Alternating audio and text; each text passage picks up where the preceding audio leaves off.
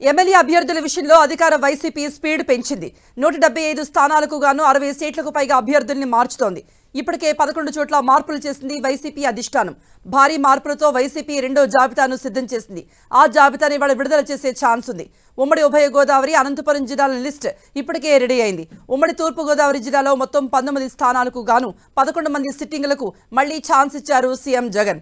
ఇందులో మంత్రి చెల్లుబోయిన వేణుగోపాలకృష్ణకు రామచంద్రాపురం నుండి రాజమండ్రి రూరల్ కు మార్చారు.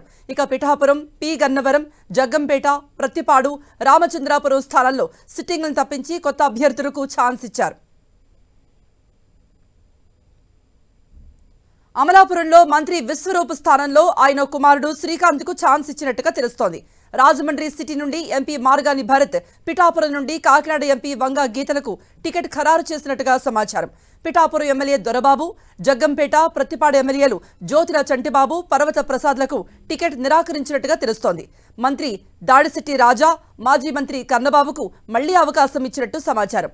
జగ్గంపేట నుండి మాజీ మంత్రి తోట నరసింహం, రామచంద్రాపురం నుండి పిల్లి సుభాష్ చంద్రబోస్ కుమారుడు సూర్యప్రకాష్, మండపేట నుండి ఎమ్మెల్సీ తోట త్రిమూర్తులకు సీటు కేటాయించినట్టు తెలుస్తోంది.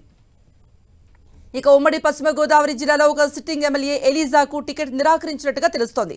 అలాగే పోలవరం ఎమ్మెల్యే తెల్లం బాలరాజు బదులుగా ఆయన భార్య రాజ్యలక్ష్మికి టికెట్ ఇస్తున్నట్టు సమాచారం. అయితే ఉమ్మడి పశ్చిమ గోదావరి జిల్లాలో మంత్రుల స్థానాలు మాత్రం మారలేదు. ఇక తూర్పు గోదావరి జిల్లాలో 6, అనంతపురంలో 5 ఎమ్మెల్యేలకు స్థానచలనం కల్పించే అవకాశం ఉంది. వైసీపీ మార్పులు చేర్పులు చేసిన సీట్లను నేడు అధికారికంగా ప్రకటించే అవకాశం ఉంది.